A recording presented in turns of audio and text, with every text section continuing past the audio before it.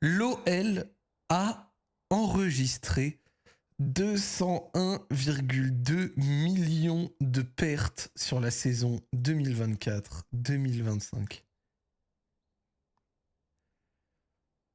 200 barres de pertes. Oui, mais les gains. Alors, le principe de perte, c'est que c'est des pertes en comptant le chiffre d'affaires. Enfin, tu as les gains. Genre, t'es en négatif, quoi. 200 millions, c'est... Waouh. Et en fait, je vais vous dire un truc. Pour moi, parce que j'ai lu un peu l'article et on va aussi lire le communiqué de presse de Eagle qui donne beaucoup de détails. En fait, pour moi, cet article n'est pas spécialement inquiétant. C'est surtout un rappel très réel de là où on en était il y a vraiment pas si longtemps que ça. Et du travail qui a été fait pour essayer d'assainir ça. Notamment avec le fait que JT, comme on l'appelle dans le métier, John Textor, ait été dégagé loin du club. Parce qu'en réalité, on apprend juste à quel point on a été deep dans enfin, à quel point on a été profondément dans les soucis, quoi, dans les problèmes. Et en fait, globalement, il n'y a pas d'énormes nouvelles infos. Par contre, il y en a des petites. Genre, quand tu analyses un peu les chiffres, il y a des petites infos qui sont très intéressantes. Donc, on va commencer à lire ça, les gars. Les résultats annuels de l'exercice 2024-2025 de l'OL, publiés ce vendredi, font apparaître un résultat net déficitaire de 201,2 millions d'euros. C'est le dernier bilan comptable de l'ère John Textor et comme prévu, il est désastreux pour l'OL. Ce vendredi soir, EFG, Eagle Football Group, a publié les résultats de l'exercice 24-25. Les pertes atteignent le montant colossal de 201,2 millions d'euros, soit 176 de plus que la saison précédente. Alors la saison précédente, on perdait 25 millions d'euros, mais c'était la saison où il y avait, je crois, la dernière tranche de comment ça s'appelle là, vous savez, les sous qu'on recevait là en ayant vendu une partie du championnat et tout du CVC. Donc il y avait, en gros, il y avait les tranches du CVC, il y avait encore les droits TV de l'ancien contrat et tout. En gros, il y avait tout qui faisait que en réalité, c'était pas noir, mais c'était grâce à des circonstances exceptionnelles parce que sinon c'était très très noir, c'était pas ouf quoi. Donc voilà. Et cela malgré entre autres la vente de Ryan Cherki à Manchester City, 31,4 millions d'euros net dans les caisses avant la clôture des comptes. Donc ça veut dire qu'on aurait été à 231 euros de perte, 231 millions sans la vente de Cherki.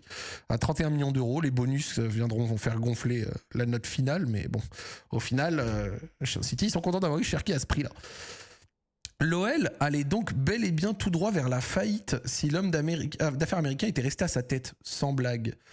Comme l'avait signifié la DNCG en juin dernier en prononçant en première instance la rétrogradation administrative du club, depuis, Michel Kang a remplacé John Textor à la présidence, le mode de gouvernance a été totalement repensé et la masse globale salariale a été réduite aux alentours de 40% cette saison, annonce le document financier, et les investissements de 60%. Aux alentours de 40%, est-ce que c'est 40% de baisse ou c'est 40% de l'ancienne valeur de la masse salariale?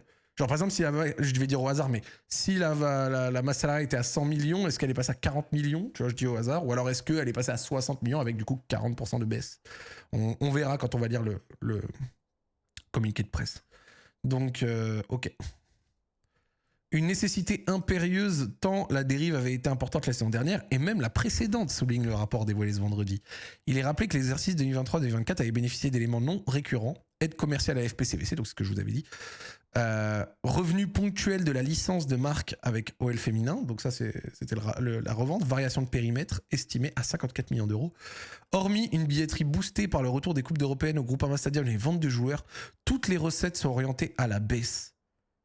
Donc c'est quand même inquiétant, c'est-à-dire que l'OL au global dans ses revenus a fait beaucoup moins d'argent. Il y a eu moins de concerts au stade, il y a eu moins sur plein de trucs. Et ça c'est archi négatif. Les nouveaux dirigeants d'Eagle appuient dans leur rapport sur des frais de personnel à hauteur de 177,7 millions d'euros au 30 juin dernier contre 162 un an plus tôt, en relation avec les recrutements importants de joueurs de l'été 2024. Textor, été 2024, on vient de se sauver et c'est là où il a lâché les chiens à recruter tout et n'importe quoi. On avait déjà une masse salariale délirante. Lui, il l'a transformée en masse salariale. Est-ce qu'on se rend compte? 178 millions d'euros de masse salariale. Est-ce qu'on se rend compte de ça?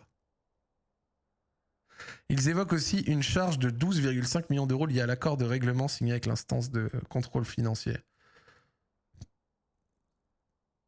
En clair, une amende pour avoir le droit de disputer la Ligue Europa malgré les mauvais résultats financiers et une contrainte majeure d'ici à juin 2028.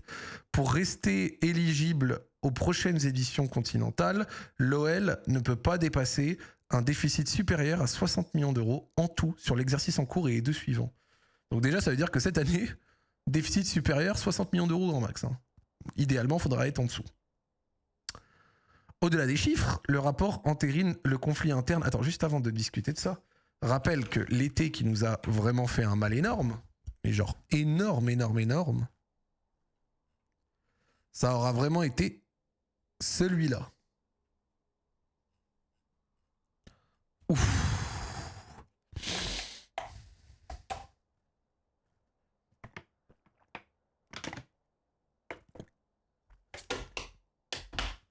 Été 2024. Bon, bah, l'achat de Moussa pour un prix trafiqué. La validation d'Ernest Nuama après son prêt depuis Molenbeek. Option d'achat d'Aurel Mangala. Option d'achat de Saïd Benrama. L'investissement sur Miko Tadze. L'investissement sur Abner. L'investissement sur Tessman. Et cet été-là, c'était le dernier été où David Friot était censé vendre à Bâle et il n'avait pas vendu. Pas réussi en tout cas. Mama Baldé. L'option d'achat, Jordan Verretou, Tchaï Tatsar, Wilfried Zaha. Le prêt de Thiago Almeida. Et après, derrière, les ventes de Jake O'Brien. Voilà. Vente de Mamadou Sarr. Vente de Skelly Apero, Mama Baldé. Et surtout, le pire, c'est qu'on a 200 millions de pertes en comptant en plus la vente de Cacré, de Orban et de Jeffinho, qui ont ramené 30 millions, en plus des 30 millions de Cherki. Donc ce que je veux dire, c'est que l'OL en 2024-2025 a perdu 200 millions, alors qu'on avait vendu pour 60 millions les trois que je viens de citer, notamment à cause des achats qu'on a vus juste avant.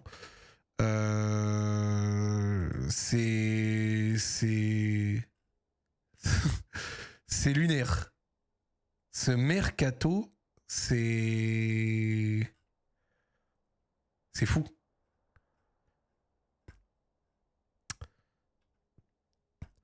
Au-delà des chiffres, le rapport entérine le conflit interne sur fond d'une multipropriété Lyon-Botafogo-Molenbeek. Au contour flou, le groupe enregistre des dettes et créances avec des parties liées et travaille avec son actionnaire de contrôle, Eagle Football Holding Bidco, la fameuse Bidco où Textor a perdu le contrôle, à une solution globale d'appurement des dettes et créances réciproques.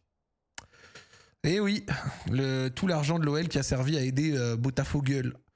Un peu comme un couple qui divorce dans la séparation des biens qui se profile au sein d'Eagle, la question est de savoir qui va récupérer l'argent et surtout des dettes. Le groupe est engagé sous l'égide de sa nouvelle direction dans une démarche de transparence et de conformité et poursuit ses efforts pour assurer la stabilité financière et opérationnelle du club à long terme, rappelle le communiqué. Les dirigeants espèrent avoir retrouvé un équilibre en 2028. 6 ans après le rachat de l'OL par Textor, l'OL repartirait alors non pas de zéro, mais de beaucoup moins que zéro. Et encore en 2028, l'OL aura encore des centaines de millions d'euros de dettes. Après, la dette, elle est contrôlable parce qu'elle se rembourse au fur et à mesure, mais on aurait toujours une très grosse dette, même en étant à peu près à l'équilibre. C'est-à-dire qu'il faut que tu sois à l'équilibre en remboursant de la dette, c'est chaud. Excédent brut d'exploitation, moins 47 millions d'euros, plus 44 en N-1, donc c'était l'année dernière. Résultat net part du groupe, moins 201,2 millions. Baisse à mettre en perspective avec des revenus non écurrents et variation de périmètre enregistrée en N-1. Forte hausse des frais de personnel, élément ponctuel défavorable. Oh là là là là là là. C'est que c'est chaud. C'est très très chaud. Alors en fait, il y a eu la baisse des droits TV. Il y a eu plein de trucs qui ont fait qu'il y a eu moins de revenus cette année. Mais il y a également eu certains éléments liés au stade et au global au club. Sur le plan sportif, 2024-2025 marque le retour de l'OL en championnat européen avec une participation au quart de l'Europa. Le club a en outre enregistré des revenus très significatifs en matière de trading de joueurs avec des ventes atteignant 111,1 et une plus-value de 71,2 sur exercice. Sur le plan financier, l'excédent brut d'exploitation a été fortement impacté par la hausse des frais de personnel, essentiellement en relation avec le important recrutement de joueurs de l'exercice. Ça, c'est combien de fois... Bon, je vous ai pété les couilles combien de fois avec Capologie et les salaires à vous dire qu'à l'OL, on payait trop et qu'il y avait trop de gros salaires. Je vous l'ai pas dit un demi-milliard de fois. Oh là là là là là. Oh là là là là là là. Oh là là là là. Et dites-vous que, rappelez-vous des Lyonnais dans mon chat qui disaient ouais mais Zach, si on vend tout le monde, on fait comment pour rester compétitif? Mais on veut pas rester compétitif, on veut survivre là. À un moment, à l'OL donnait plus de 3 millions d'euros par an à tout ça. Regardez-moi ces salaires de mammouth. Dites-vous que, merci AS, dites-vous que ça là, c'est des joueurs qui palpaient plus de 3 millions l'année, alors que ça faisait à ce moment-là 4-5 ans qu'on ne jouait plus la Ligue des Champions. Des salaires de Ligue des Champions pour un effectif qui ne jouait plus la Ligue des Champions. Vous vous rendez compte? Et avec ça, tu finis à peine en Europa. Mais vous vous rendez compte de ça? Les gars,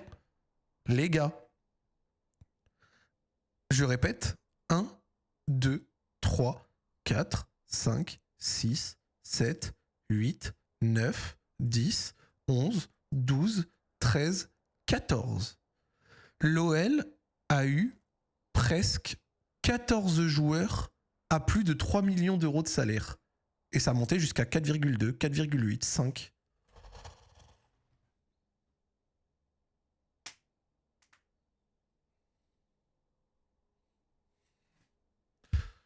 Alors, il faut quand même pondérer certaines valeurs qui, je pense, ne sont pas réelles, 100% réelles, dans le sens où, genre, Niakate n'est pas à 5 millions annuels, même Benrahma n'est pas à 5 millions annuels, ils sont plus proches des 3.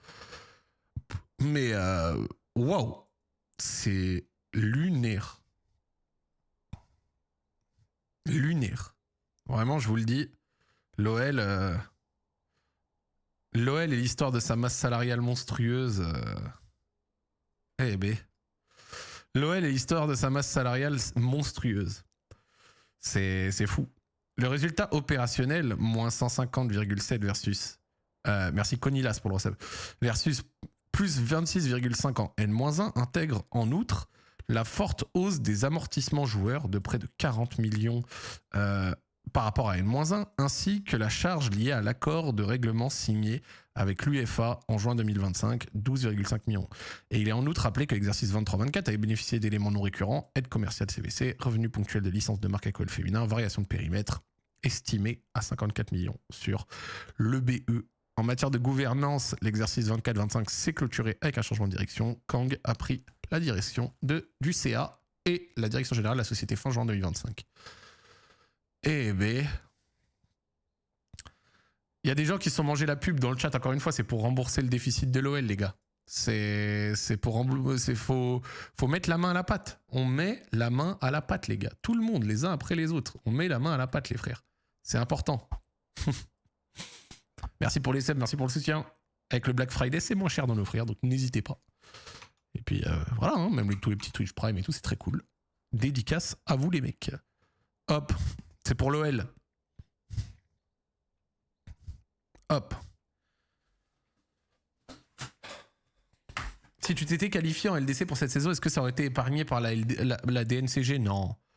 Une qualif en LDC, ça ramène combien? 60, 80 millions d'euros peut-être? Frère, ça aurait été trop délirant quand même. Ça aurait été trop délirant quand même.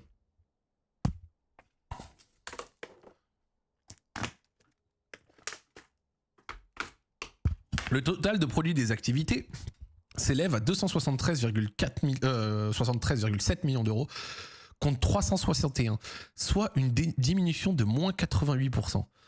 Hors éléments non récurrents et variations de périmètre enregistrant N-1, le total des produits serait en progression de 12,5, soit plus 5% par rapport à N-1. Donc, au niveau de la billetterie, regardez, on va lire le tableau, ce qu'il nous dit. Donc, l'année dernière, la billetterie de l'OL a ramené plus que l'année d'avant. C'est normal, en 23-24, tu ne jouais pas d'Europe, et en 24-25, tu as joué l'Europe. Donc, mécaniquement, tu fais plus 9 millions d'euros. Droits TV et marketing. Regardez ça, les droits TV et le marketing. Sur l'année 2023-2024, merci Chori pour le resub, les droits TV apportaient 95 millions d'euros à l'OL. L'année d'après, ça a ramené 45 millions d'euros. Les droits TV divisés par 2. Et maintenant, on va attendre combien les clubs vont toucher avec Ligue 1+. Ça va prendre du temps avant que Ligue 1+ génère vraiment de l'argent. Mais les gars, ça va être un carnage dans les comptes des clubs. Mais genre, je vous dis, un carnage dans le compte des clubs, ça va être un carnage dans le compte des clubs. Mais c'est un carnage nécessaire à mon sens, parce que je trouve qu'avoir pivoté sur une plateforme était la bonne idée. Partenariat publicité, bah t'as quand même généré 6 millions d'euros de moins. Donc l'OL génère 6 millions d'euros de moins sur les partenariats et publicités sur une année où on est en Europe, par rapport à l'année d'avant où on a joué la relègue et on n'était pas en Europe. Donc je sais pas ce qui s'est passé, merci Dio Brando pour le recep, je sais pas ce qui s'est passé au niveau du marketing, si on a signé moins de marques, si on a perdu des sponsors, mais t'as quand même 6 millions d'euros de moins juste sur partenariat publicité. Ensuite, pour moi, les deux catastrophes nucléaires, produit de la marque. Alors, produit de la marque, c'est assez simple. Produit de la marque, je suppose qu'il doit avoir la session d'OL féminin dedans, donc tu vas pas céder des trucs toutes les 4 du mois. Donc, on passe de 54 à 24. Donc ça, à la rigueur, je pense que c'est pas hyper... genre, c'est pas représentatif, le 54. Donc voilà, il faudrait revoir les comptes de l'année d'avant, genre 22-23. Merci Léo Le Pello pour le resub. Mais là où, par contre, c'est catastrophique côté OL et où je trouve que c'est très inquiétant, c'est vraiment ça. Event. Les events au stade étaient des events qui ramenaient du cash de malade mental. L'OL, on s'en rappelle, s'est séparé de la LDLC Arena avant même d'avoir le temps de vraiment l'exploiter et de vraiment générer du cash avec. Et la LDLC Arena maintenant est une machine à cash. Il y aurait absolument... L'OL a fait n'importe quoi. Enfin, Textor a fait n'importe quoi. Textor, l'OL s'est endetté 100 millions d'euros pour créer une salle de spectacle. Puis ensuite, l'a revendue dans la foulée avant même de pouvoir en profiter. Maintenant, la salle de spectacle fait des revenus de dingue. Et l'année dernière, tu passes de 43 à 18 millions. Tu as perdu 25 millions d'euros sur les events. Qui se rappelle, je crois que c'était en 2024, les Lyonnais du chat, là, où il y avait, j'en sais rien, les Indochine, les machins, les bidules, tous les gros concerts qui avaient lieu au Groupama Stadium. Et ben j'ai l'impression qu'il y en a eu beaucoup moins l'année d'après. Genre 24-25, j'ai l'impression que les Taylor Swift, les machins, les trucs qui avaient genre ramené des millions au club, j'ai l'impression qu'on l'a beaucoup moins vu.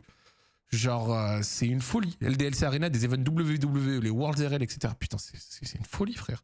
Plus les JO. Et t'as sans doute raison. Bon, faut sans doute compter aussi peut-être les JO là-dedans. Donc, produit des activités hors trading de joueurs. Avant même le trading de joueurs, tu passes de 162 à 264 millions. T'as perdu 100 millions d'euros sur tes activités. Alors, comme on l'a dit, il y a certaines choses tu peux rien faire. Genre les droits TV. Droits TV, tout le monde est tapé là-dedans. Produit de la marque, c'était exceptionnel que ce soit aussi haut.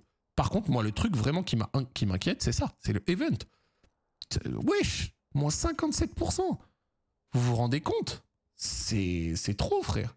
25 millions d'euros. Wow.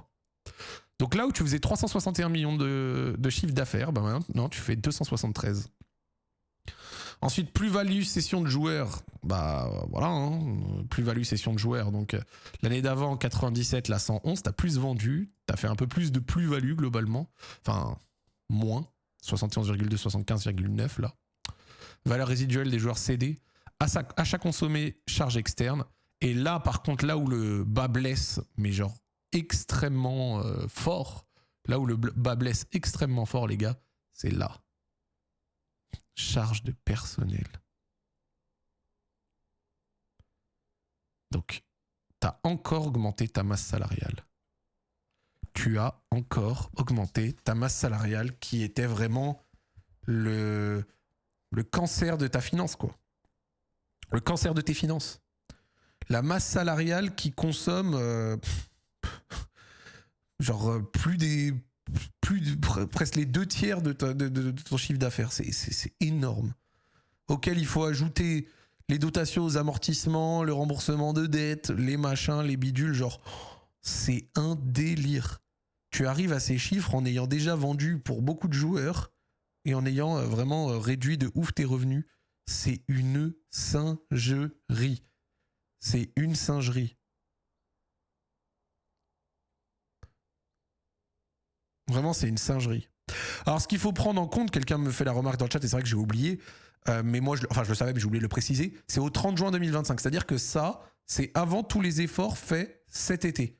Genre, les efforts faits cet été vont faire que vous allez voir le compte de résultat de l'OL 25-26 sera très loin de ce qu'on est en train de voir là. Donc, dotation aux amortissements et provisions nettes, moins 91,1 à 56. Et puis globalement, un résultat opérationnel à moins 150, Résultat financier, moins 45. Résultat avant l'impôt, moins 195. Code part de résultat net des entreprises associées. Donc, on a aussi des entreprises associées à l'OL qui ramènent moins 4,4 millions. Et donc, du coup, l'OL aligne moins 201,2 millions d'euros. C'est... c'est fou. C'est fou. En forte diminution, le BE s'élève à moins 47 millions contre plus 44. La différence s'explique principalement par l'impact des revenus non récurrents et de variations de périmètre enregistrés en N-1. Mais il n'y a pas que ça quand même. Les frais de personnel ont encore augmenté. Bon, cette fois, les frais de personnel, je peux vous le dire, les frais de personnel, les gars, il a fondu du coup, et c'était nécessaire. Mais voilà. Dans une moindre mesure, les frais de personnel intègrent également des indemnités versées dans le cadre du plan de départ volontaire du pôle administratif à hauteur de 3,3 millions d'euros. Donc le plan de départ volontaire qui a coûté 3,3 millions d'euros. Donc pour économiser des salaires, t'as payé 3,3 millions d'euros. Bon ça, à la rigueur, c'est les plans de départ, c'est fait comme ça. Les plus-values sur cession de joueurs restent élevées à 71,2. Le ratio achat et charges externes sur total des produits d'activité se maintient au même niveau à 35%. Les amortissements et provisions nettes s'établissent à 91 millions, en hausse de plus 34, en relation principalement avec les opérations de trading joueurs. Donc ça, c'est les achats. Donc ça, pourquoi est-ce qu'on est passé en dotation aux amortissements de moins 56 à moins 91 ? C'est en rapport, je suppose, avec les achats de Niakate, Nuama et compagnie. Ça va tomber dans cette case-là. Les autres produits et charges opérationnelles courantes sont à moins 12 millions contre plus 38. Ils intègrent notamment une charge de moins 12,5 liée à l'accord de règlement avec l'instance de contrôle de FIFA. Donc ça, c'est l'amende qu'on a pris de moins 12 millions. Putain, on s'est fait enculer, mais jusqu'au bout. Résultat opérationnel, moins 157. Résultat financier, moins 45, soit une variation de moins 10, reflétant principalement des charges liées à des financements de créances joueurs et commerciales. Donc ça, c'est de l'achat. L'impact de la cession du compte courant OL féminin, c'est que l'impact net d'actualisation des dettes et créances sur contrat joueur. Donc, tu es à moins 201,2.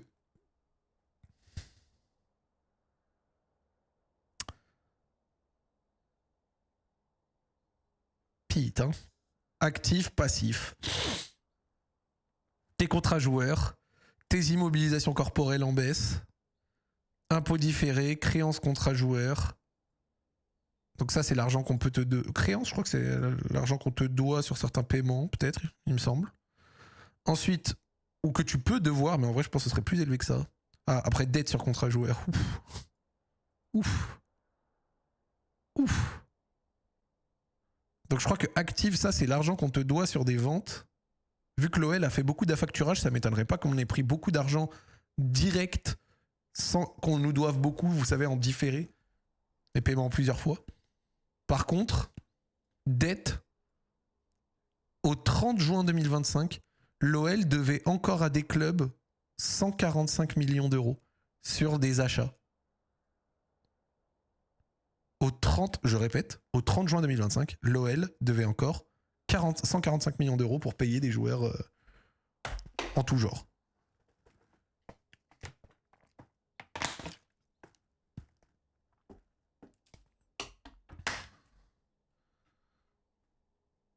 Le tout avec 517 millions de dettes financières et dont 200 millions de dettes courantes. Les actifs de contrat joueur s'établissent à 132 millions, reflétant le trading et les amortissements. Le solde net entre les dettes et les créances s'élève à moins 120 millions. Donc, dettes et créances, en relation avec les importantes acquisitions réalisées. Au 30 juin 2025, la valeur de marché de l'effectif professionnel est estimée à 214 millions. Le niveau de plus-value potentielle reste élevé à près de 81,6 millions d'euros. C'est-à-dire que l'OL estime que avec l'effectif, actuel, ou en tout cas au 30 juin, tu pouvais encore faire 80 millions d'euros. Par contre, la trésorerie à 62 millions, wow, c'est très bas. Putain, vous comprenez pourquoi on était en chien devant le Fofana au Mikotadze ? Les immobilisations corporelles, principalement stade, stand d'entraînement, centre de formation, s'élèvent à 300 millions. Les autres actifs, dont le total est à 10,7 millions, intègrent des droits économiques d'un joueur acquis au premier trimestre auprès de Botafogo pour 7,6 millions d'euros.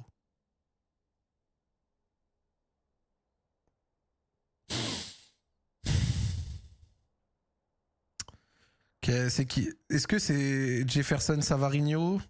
C'est le fameux Savarino là dont... Donc là on a appris, donc là on apprend quand même que les droits économiques d'un joueur acquis au premier trimestre 2025. Il n'y a personne qui est venu de Botafogo en janvier 2025. Donc c'est Savarino, je crois. Je crois que c'est les droits économiques de Savarino. Donc on était déjà en 100 et l'OL en janvier 2025, 7,6 millions d'euros pour les droits économiques de Savarino. C'est fort. Non, c'est pas Almada. Les droits économiques d'Almada n'étaient pas à 7,6 millions d'euros. Donc non, je pense vraiment que c'est Savarino, les gars. Putain. Les autres actifs s'établissent à 271 millions contre 234 et intègrent notamment 109 de créances courantes et non courantes. Attends. Les autres actifs s'établissent à 271 millions et intègrent notamment 109 millions de créances courantes et non courantes envers le club Botafogo associé à la cession économique de droits de joueurs. Attends. Une créance de 109,6 millions d'euros.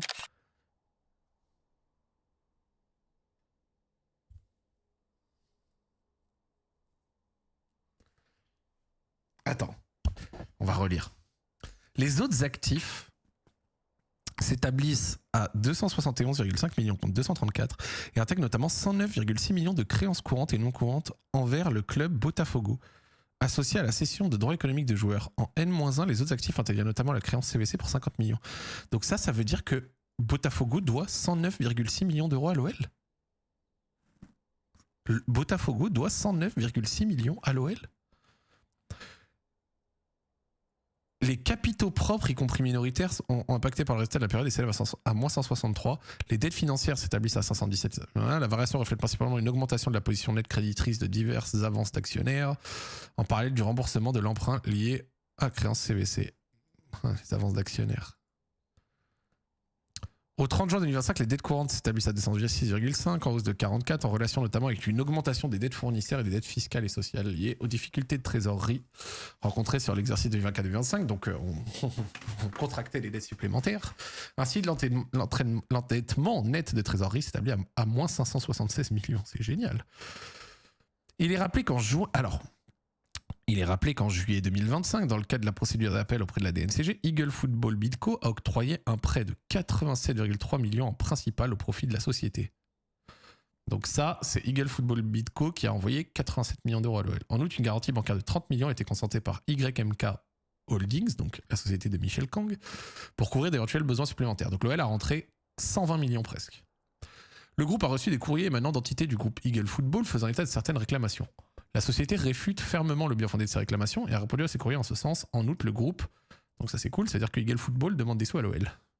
En outre, le groupe enregistre des dettes et créances avec des parties liées et travaille avec son actionnaire de contrôle, Eagle Football Holding Bidco, à une solution, merci Dolph Locke pour le resub, à une solution globale d'appurement des dettes et créances réciproques. Donc c'est ce qu'on disait un peu. Le mercato d'été 2025, voire détaillé en annexe, a été mené dans l'objectif d'alléger très significativement la masse salariale, chose qui a été faite, dans le respect des contraintes imposées par la DNCG et l'UEFA, tout en essayant de préserver la capacité de l'équipe à atteindre l'objectif de qualification européenne.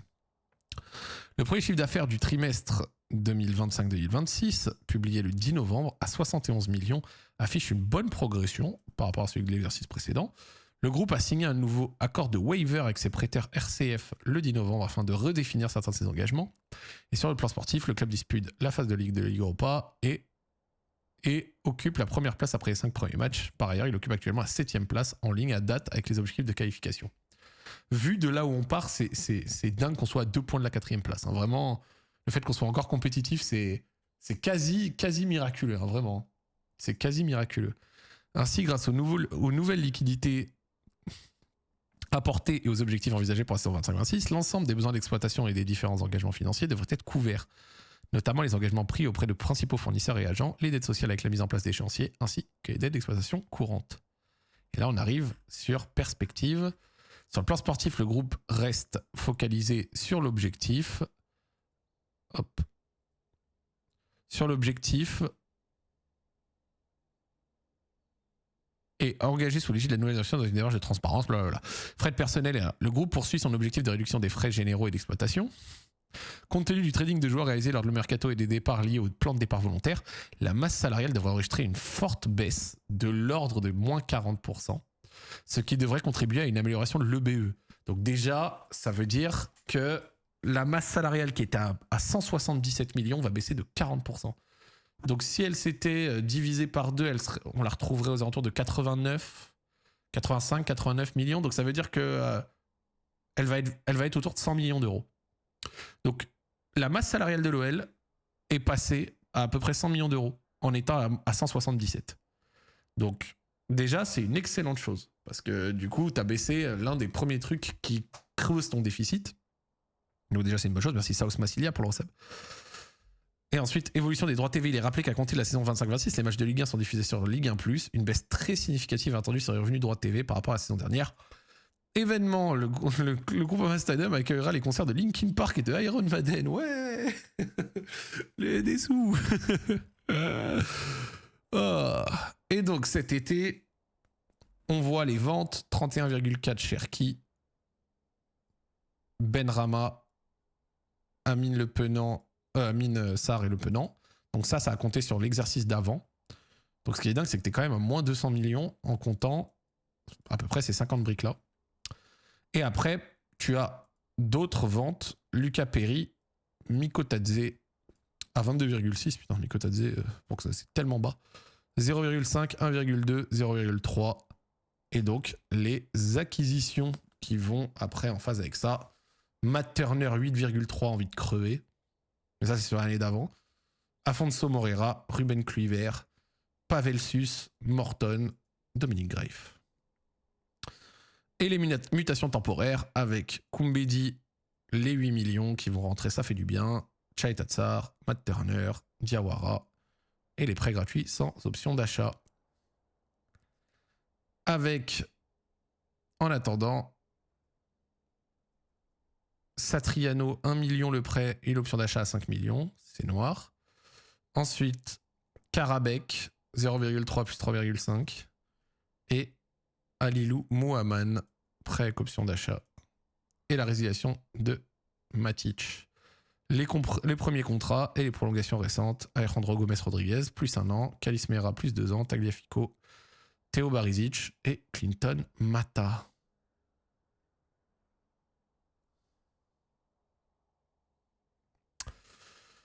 Alors, là, on a lu beaucoup de choses. Qu'est-ce qu'on retient de tout ça? Alors, c'est assez simple. Ce que nous dit en fait, dans cet article, on n'apprend pas de nouvelles choses, dans le sens où il y avait beaucoup de choses qu'on connaissait déjà. Par contre, il nous rappelle à quel point on était dans la merde noire. Et donc, du coup, le fait d'avoir réussi un début de saison à peu près compétitif et d'être encore en phase pour se qualifier dans certains trucs, c'est miraculeux. Par contre, ça nous rappelle une réalité. On va continuer à vendre et il faudra essayer d'être le maximum compétitif. Ne s'attacher à aucun joueur parce qu'ils seront tous de passage. Et dès qu'ils pourront faire 2 jongles et une offre à 30 millions, ils seront vendus ailleurs. Et ça, c'est une folie.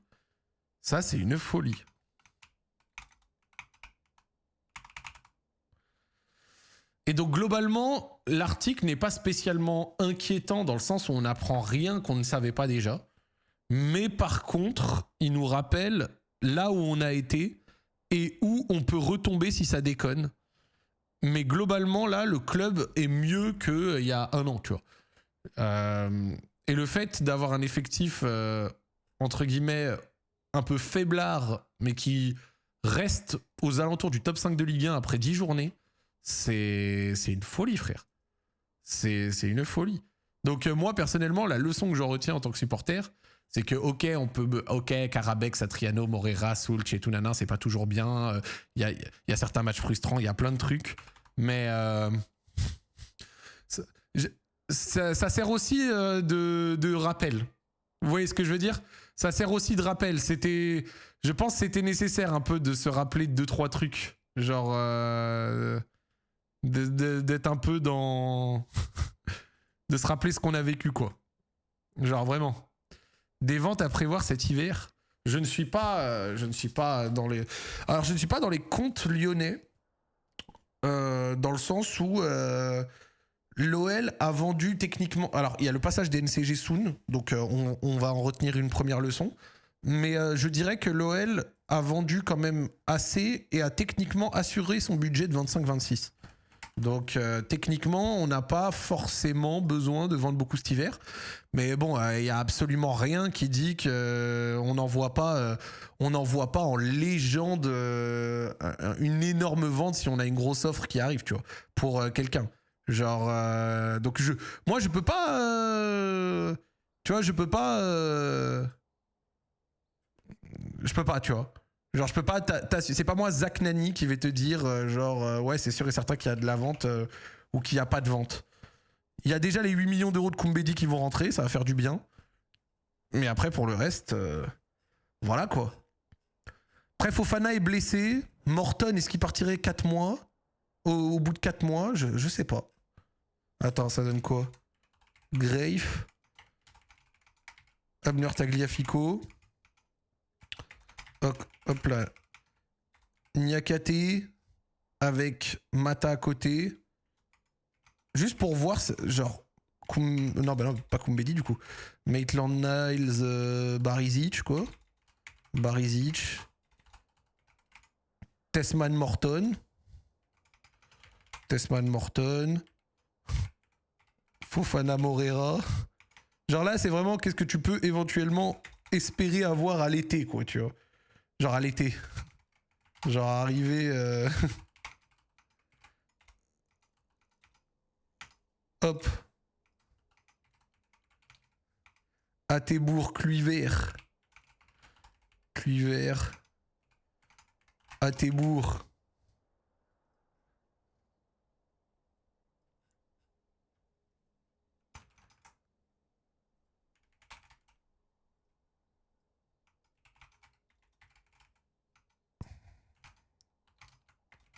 De Carvalho. Hop.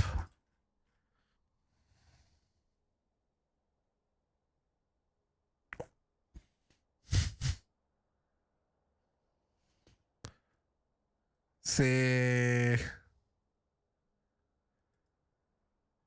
Bon après, il y a plusieurs choses. Là, je montre un 11, je suis bien gentil. Hein. Nuama qui va revenir des croisés, il va pas être titulaire directement. Et, et s'il est titulaire directement, ça va mettre du temps. Ça va vraiment mettre du temps avant qu'il soit compétitif et qu'il soit bon. Hein. Donc voilà, Fofana pareil, hein, 3 mois de blessure, est-ce qu'il sera bon direct? Il y a que Verratti qui revient bien. Les mecs comme Verratti qui revenaient bien après des 4 mois d'absence, voilà quoi. Le Hendrick, s'il vient, si jamais, bah, y a une place poteau. Après, ouais, Tessman. Mangala, on est début décembre, il n'est toujours pas revenu. Mangala, on parlait de lui pour peut-être début octobre. Hein. On est début décembre. Hein. Mangala, c'est noir ce qui lui arrive. Niakate, Mata, Maitland Niles, Abner. Ok. Si on reprend la compo ou un peu l'animation de hier, je sais pas pour vous, moi j'ai bien aimé ce que j'ai vu hier. Genre, en attendant les retours des blessés, on va dire. En attendant le retour des blessés, tu vois, si on reteste un peu ce qu'on a vu hier, ça te donnerait genre... Attends.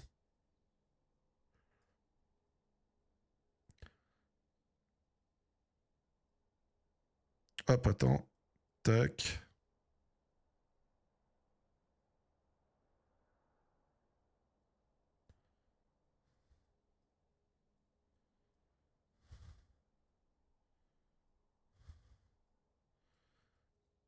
Donc, en attendant le retour des blessés, hein, je parle, ça ferait un bail comme...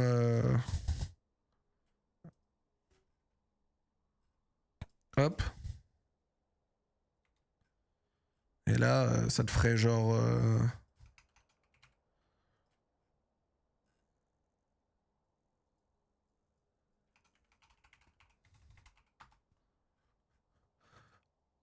En attendant le retour des blessés, c'était ça le 11 que tu faisais là.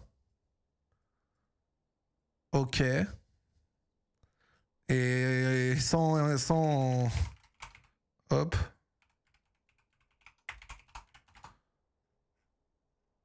Et donc du coup, ça donne ça. C'est ce qu'on a... bah non, bah, j'ai mis 2 fois Tolisso. Pardon. Hop.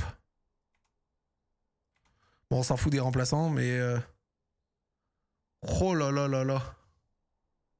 Oh, mais attends, je les ai inversés. Donc ça, c'est avec ça qu'on a mis 6-0 hier au Maccabi. Maccabi Tel Aviv. Bon, c'est pas phénoménal de leur mettre 6-0, mais quand même. Mais j'avais bien aimé l'animation d'hier. Je pense que ça peut se tester. Tessman un cran plus bas. Je peux avoir la vision de Tessman un cran plus bas dans une défense à 3. C'est vrai qu'après, juste le Morton... Bref. Après, limite, tu mets Niakate, Mata, Kluivert, et après, derrière, tu fais Morton Tessman, tu vois. Mais ouais, c'est pas la folie, quoi. Mais j'avais bien aimé deux choses sur cette compo. J'avais bien aimé le fait que les deux soient très rapprochés. Genre, que tu vois, ce soit... Genre qu'il y ait ce triangle-là avec tu sais, une espèce de Soulch qui court dans tous les sens. Tolisso Tréo, vous savez que c'est là où je l'aime. Et un peu Satriano et compagnie, tu vois. Donc en vrai, je suis à l'aise avec l'idée de cette compo si jamais elle devait être retentée. Après bon, Satriano, c'est dur. Mais je trouve ça pas trop mal. Déclaration très forte de Carlos Montenegro. Elle cible la gestion de la SAF Botafogo et par ricochet l'écosystème Miguel Textor, donc un sujet qui concerne aussi l'OL. Sur lui, la SAF est pleine de problèmes avec manque total de transparence. On ne voit aucun chiffre, l'audit a été fait et personne ne sait rien. Il évoque même des emprunts à 10% d'intérêt par mois pour payer les salaires. Accusation que Textor dément formellement.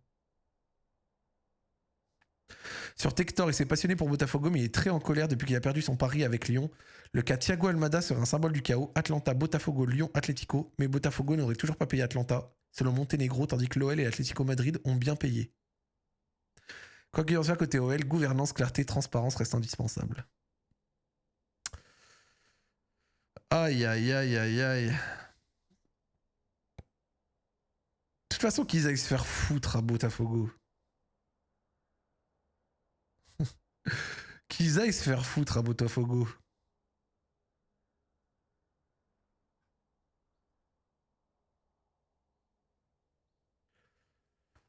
Non, vraiment, Botafogo, on veut plus jamais entendre parler d'eux.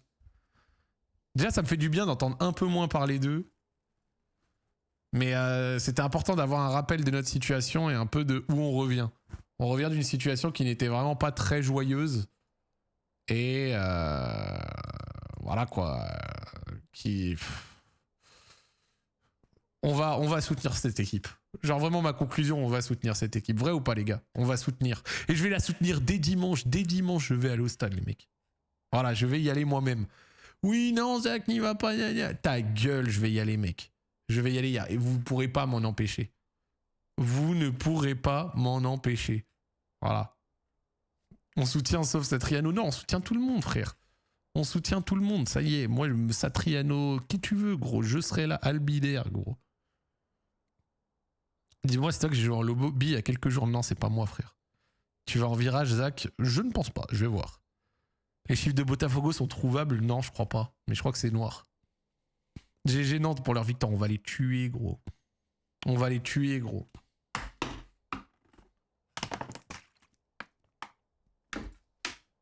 Ah. Textor. On te déteste, mec. Genre vraiment, ne pas aimer Textor est un sport national, les gars. C'est un sport national, les gars. Auquel il faut exceller.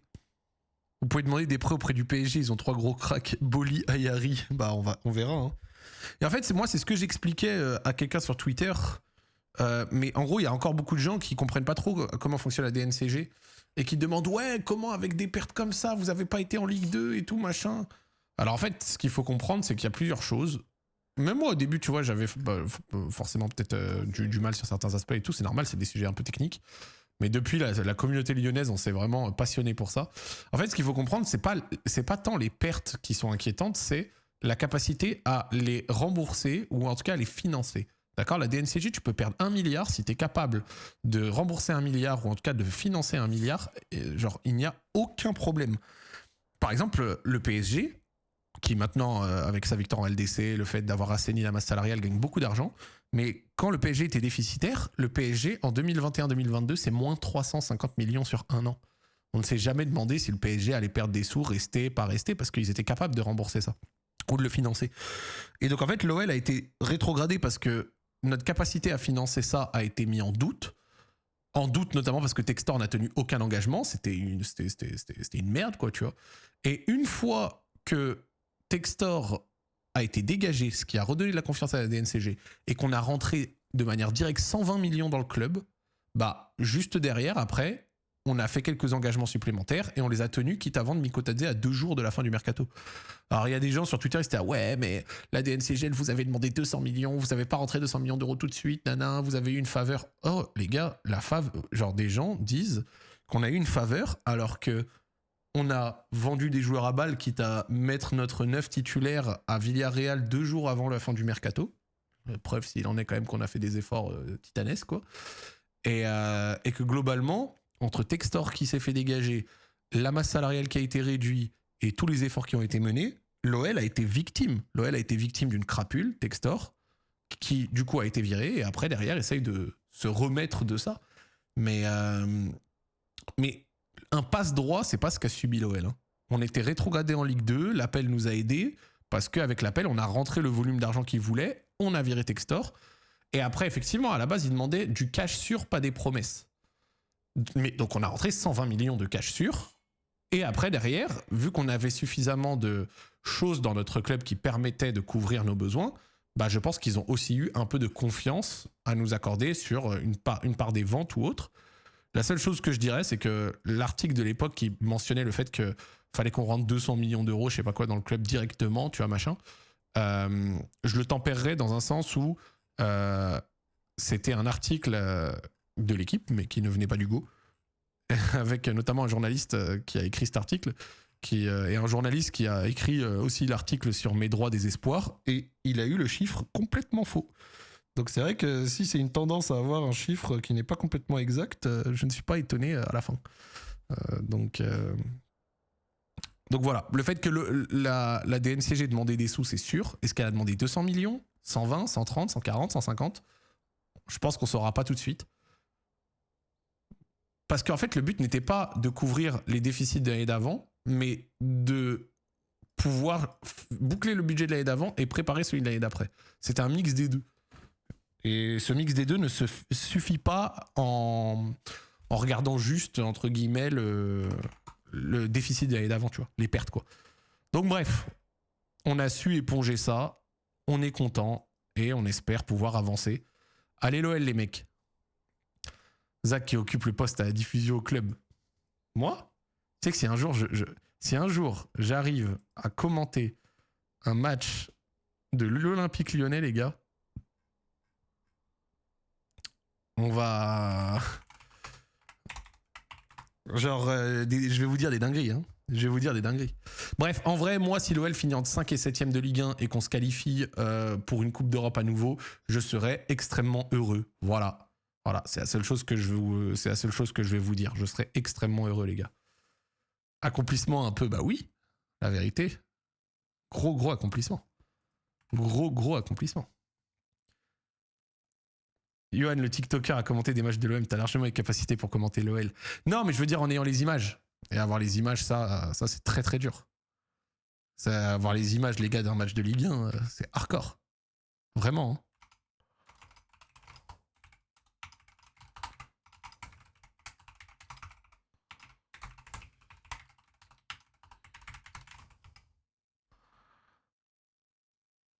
Et du coup, est-ce qu'en fonction de votre classement final cette saison, tu veux dire on sera plus dans la merde ou non? Je pense qu'une Coupe d'Europe fera du bien, forcément. Voilà.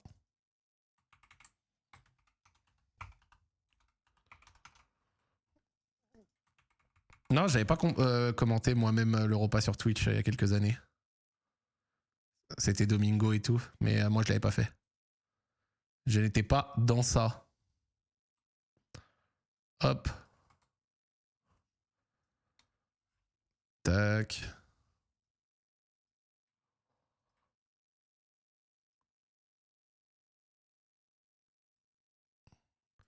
Match de Coupe de France, il y a un gros écart. Bah, la Coupe de France, ça coûte 12 millions l'année pour avoir tous les matchs.